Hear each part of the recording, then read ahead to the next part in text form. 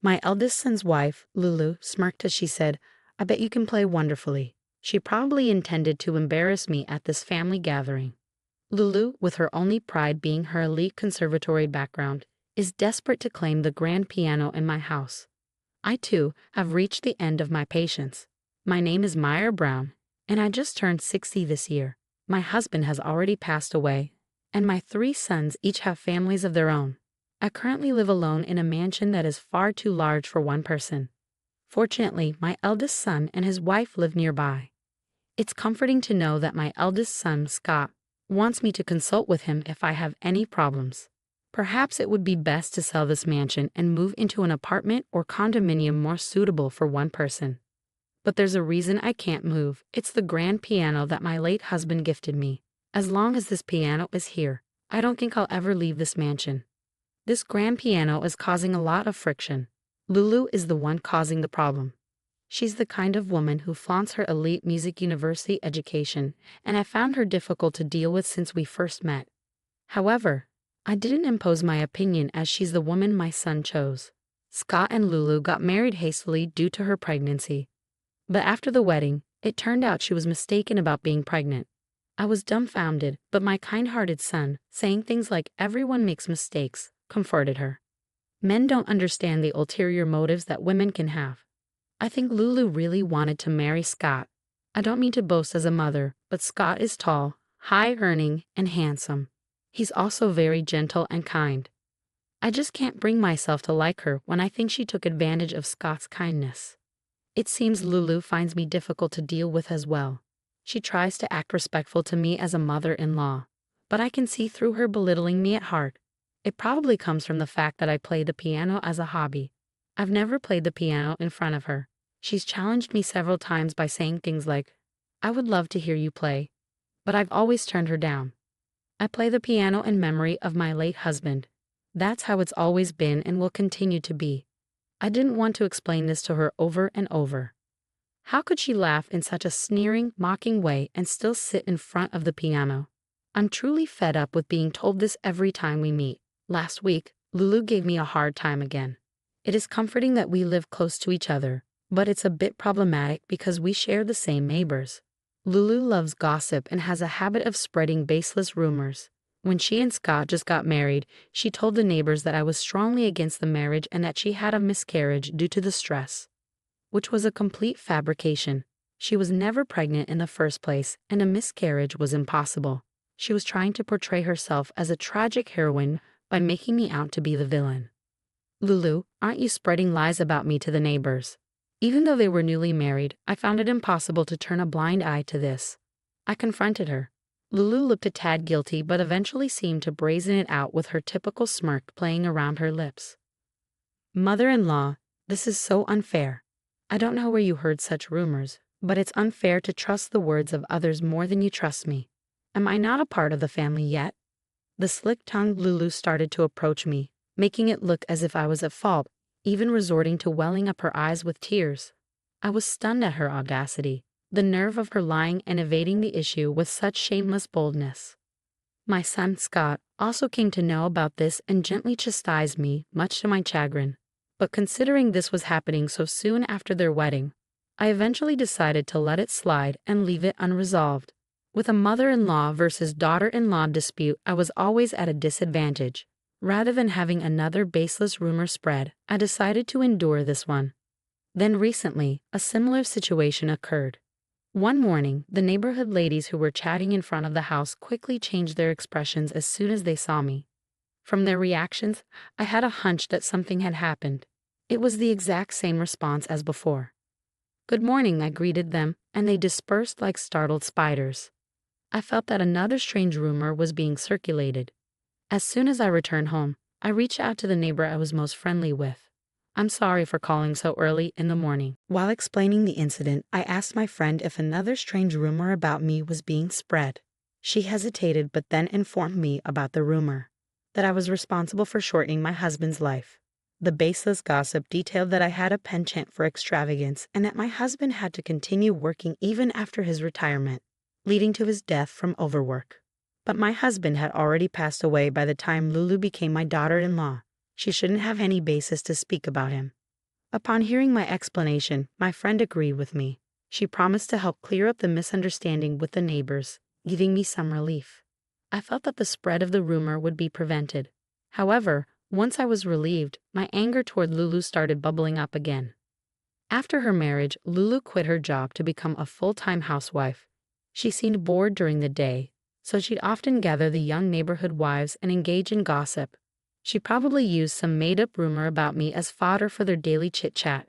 The fact that she used my dear late husband for entertainment was unbearable. I finished breakfast and decided to pay a visit to my eldest son's home. I arrived at Scott's house around 9:30 am. Scott had already left for work. When I called out from the front door, Lulu, with her hair all disheveled, appeared from the bedroom. "What, Lulu? You just woke up?" I was taken aback and raised my voice unintentionally. "May, my mother-in-law, it's quite inconvenient if you come over without informing me beforehand. What's the matter so early in the morning?" Lulu, just woken up and seemingly grumpy, muttered her complaints. The living room was a mess, clearly not well cleaned. Even though I lived close by, I try not to interfere with my son and daughter-in-law's life and rarely visit their home. However, the current situation is unbearable. I'm sorry I didn't get in touch. It was an emergency situation. I apologize. After offering an apology for not getting in touch, I got down to the matter at hand. "Couldn't you have resolved it over the phone? Why bother coming all the way here?" She seemed profoundly bothered by my visit. She sat deep into the couch in her pajamas, crossing her legs. It almost felt like she was looking down on me. Standing in front of Lulu, I suppressed the anger swelling up inside of me. I cautiously asked her about the rumor without raising my voice. Then she snorted. "Oh, that. Aloha. Could you please explain what you mean? I'd appreciate it if you wouldn't spread strange rumors." "Huh, but it's the truth, isn't it?" Lulu grinned again, stating her point. "On what basis are you claiming such a thing?" I lost my cool due to her attitude, and my tone got harsher, yet she remained unperturbed. "The grand piano is the proof. You pestered your husband to get it for you, didn't you? I've never seen you playing it." "Although," Lulu insinuated that I had whimsically made my husband buy a grand piano that I didn't even play. She understood the value of that piano. Of course, being a music college graduate, she would. "Don't you think it's a sheer waste to beg for a piano that you can't even play?" I'm starting to feel sorry for my father-in-law. "Lol." Lulu completely mocked me. I was at a loss for words due to her audacity. Seeing me silent, she laughed. "Can't rebut because it's true." I found it impossible to discuss my precious memories of my husband with this woman. It felt as if our cherished memories would be tarnished, so I could do nothing but stay silent. Going silent when the going gets tough, I stood up from the sofa and said to Lulu, "Sorry for disturbing you." She laughed in a victorious manner. As I exited the living room, her high-pitched laughter pierced my back. I felt frustrated and tearful when I got home. Since that rumor incident, I've been keeping a distance from my eldest son and his wife. Honestly, I don't want to see Lulu ever again. I do feel sorry for my son Scott. However, thinking about my son being stuck in the middle of this mother-in-law and daughter-in-law issue and struggling, I believe that the best solution is for me not to approach Lulu. Regardless of how much you try to avoid, there are times when avoidance isn't possible. Thanksgiving, Christmas, and New Year's Day are such times. On top of that, this year I will be turning 60. Scott called to celebrate my milestone birthday. My other sons and their wives, living out of state in places like Texas and Minnesota, seem to be coming home as well. They are planning to gather all the relatives, including my husband's sister, to celebrate my 60th birthday. I am truly happy to see my out-of-state children, their spouses, and my grandchildren after such a long time. I have no choice but to turn a blind eye to Lulu just for this day. I kept telling myself that. From the day before the birthday celebration, the grandchildren living out of state started returning home one after another, making the house bustling with activity.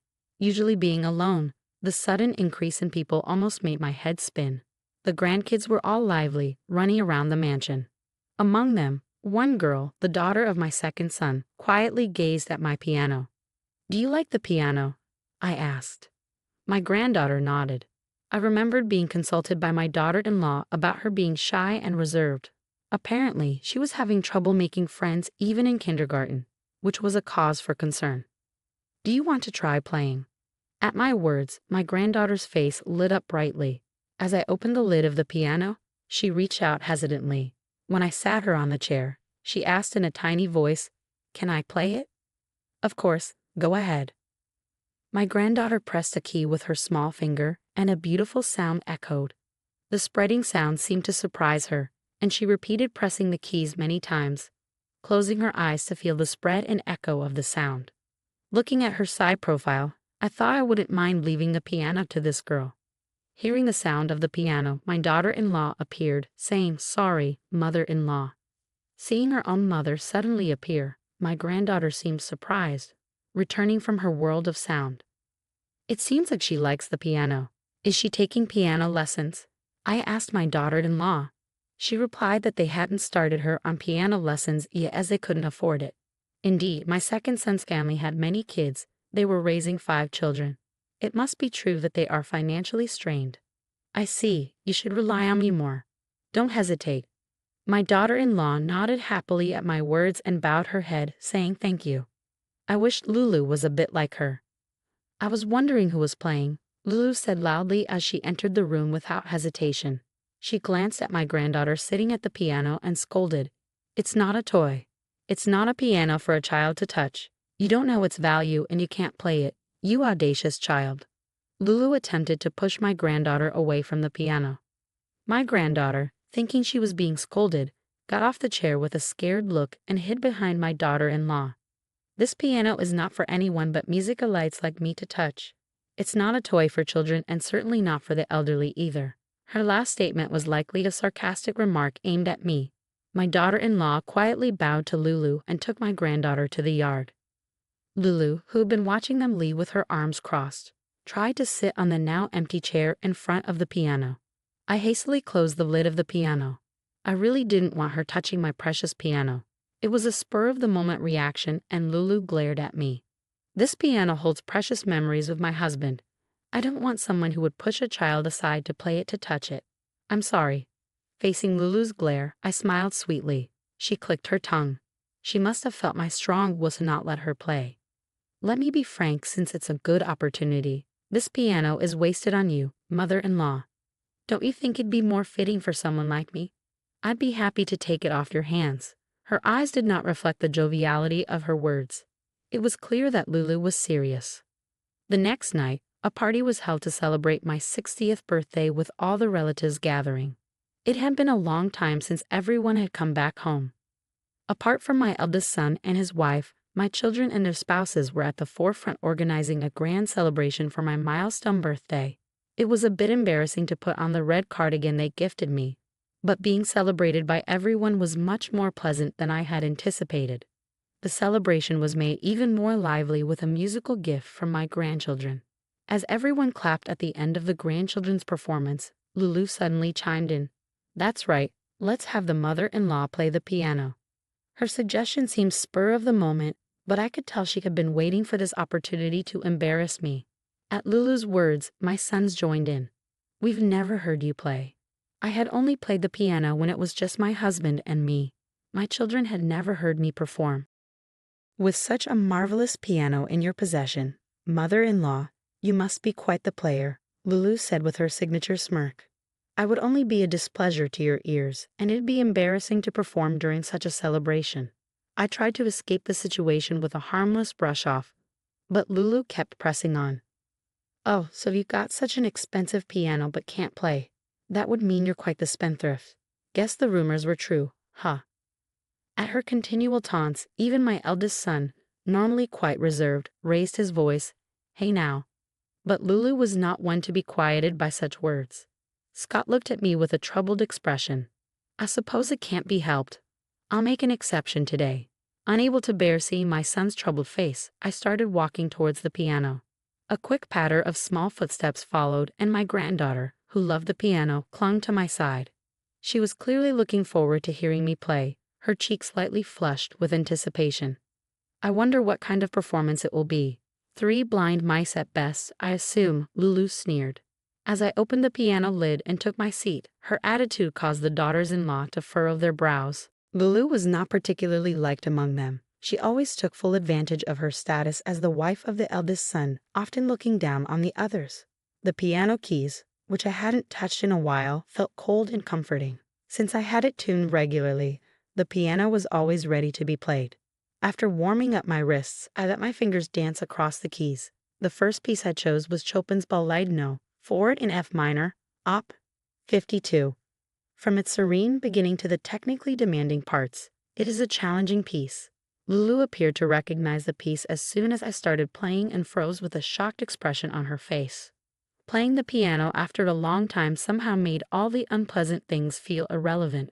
I played several technically challenging pieces my husband loved and ended with a jazz arrangement of a popular cartoon theme song that my children loved. The moment all the performances were over, my entire family cheered and applauded me. My little granddaughter wrapped her arms around my knee excitedly exclaiming, "Awesome, awesome." The only one who seemed discontent among the relatives was Lulu. I flashed her a warm smile. So it was true that Mom was a pianist. I thought Dad was joking. My eldest son Scott commented with a hint of excitement in his voice. I had made sure that my children, especially Scott, would never discover that I was a pianist. After graduating from the Vienna Conservatory, I had started my journey as a pianist. That's when I met my husband and gave birth to Scott. When my mother-in-law forced me to choose between the piano and my husband, I chose my husband and Scott after much anguish. To ensure that Scott wouldn't feel burdened by this, my husband and I hid this truth. After I declared I would never touch the piano again, my husband bought this piano for me, asking that I play only for him. I later found out that my mother-in-law also played a role in purchasing the piano. It seemed they bought this piano, replacing the dream they had taken away from me. To me, this piano was a precious item that affirmed the bond with my husband and the love from my mother-in-law. I had no intention of handing it over to someone who merely desired its monetary value. By the way, I don't think I've ever heard Lulu play.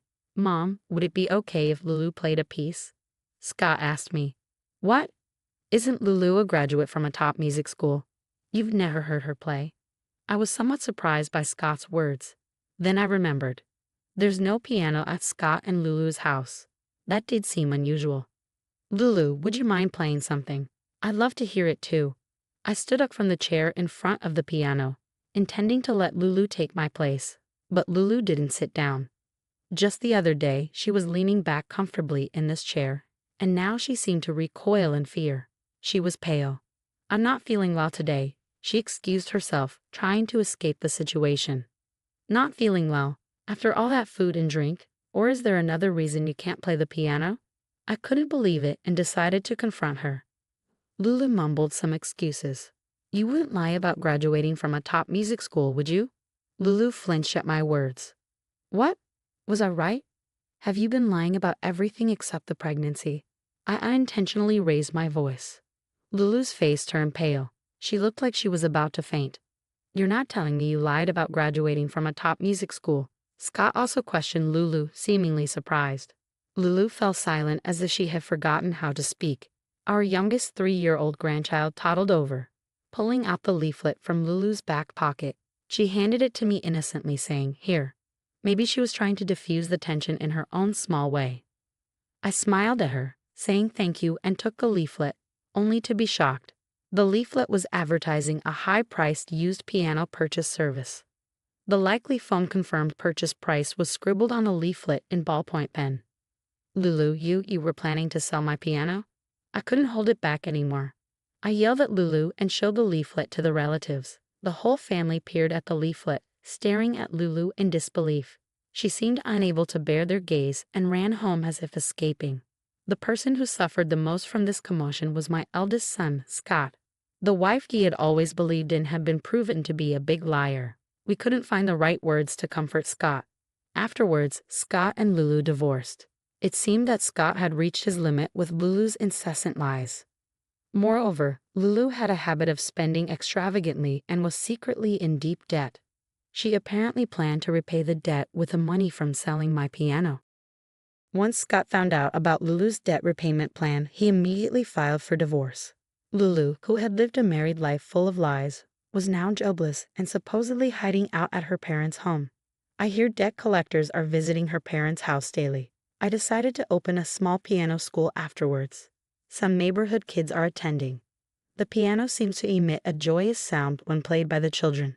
Apparently, my granddaughter has also started taking piano lessons. After hearing me play, the wife of the second son was so moved that she decided to have her child learn the piano, unsubsidizing the monthly piano lessons. The once quiet mansion is now filled with the voices of children, becoming quite lively. I believe my husband would be delighted.